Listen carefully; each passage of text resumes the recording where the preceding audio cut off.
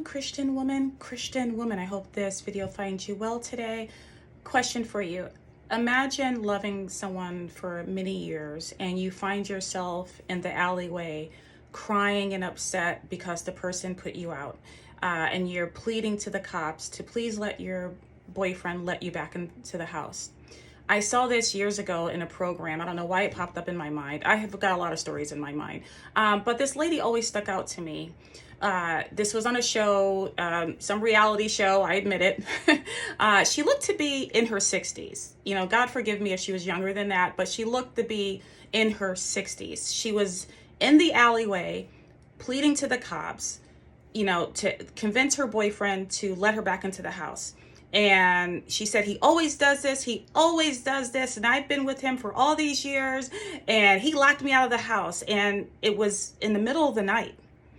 And I said to myself, how incredibly sad, how tragic.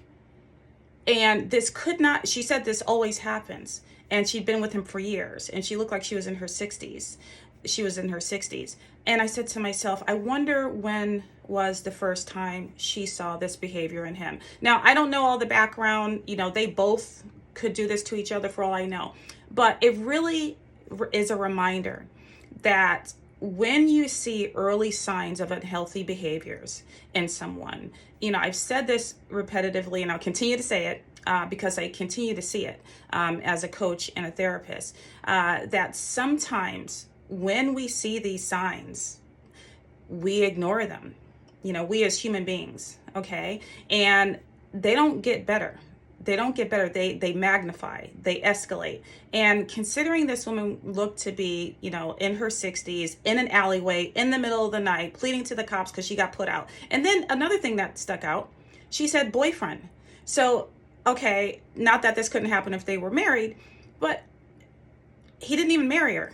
Okay, not even her boyfriend in her 60s put her out in the alleyway, and she'd been with him a very long time. From the way she explained it, it sounded like she was with him 2 decades. Okay, and that's okay. Maybe they said they don't desire marriage, but I just saw, you know, so many moving parts there. And a lot of times I see this early on in a relationship, you know, these unhealthy behaviors in folks. And I say to someone, whether it's a guy or a girl, you got to nip this in the bud now, because if you don't, this is going to go unchecked, and you're setting a precedent that behavior, whatever it is, pick one that you've probably seen, is not going to get better.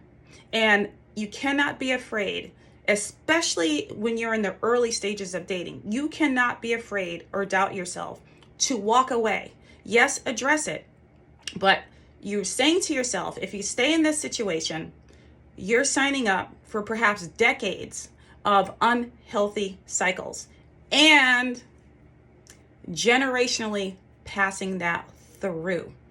So these are some things to think about. Yes, who wants to think about all that when you just want to go out and have fun? You want to go hiking, you want to go get something to eat, laugh, have joy and romance. Do all that. But as the teachers used to say, put your thinking cap on. Think. Don't let the emotions run amok and get in the way. Let logic be a close cousin to emotion, okay? Because that dopamine hit, that feel good joy goes away when you start to see a pattern and you say, what the heck did I get myself into? Oh my God, it's been 5-10 years now. You can save yourself a lot of heartache. Remember, there are no guarantees, but you do your best to reduce the probability of signing up for decades of patterns that's hard to get out of.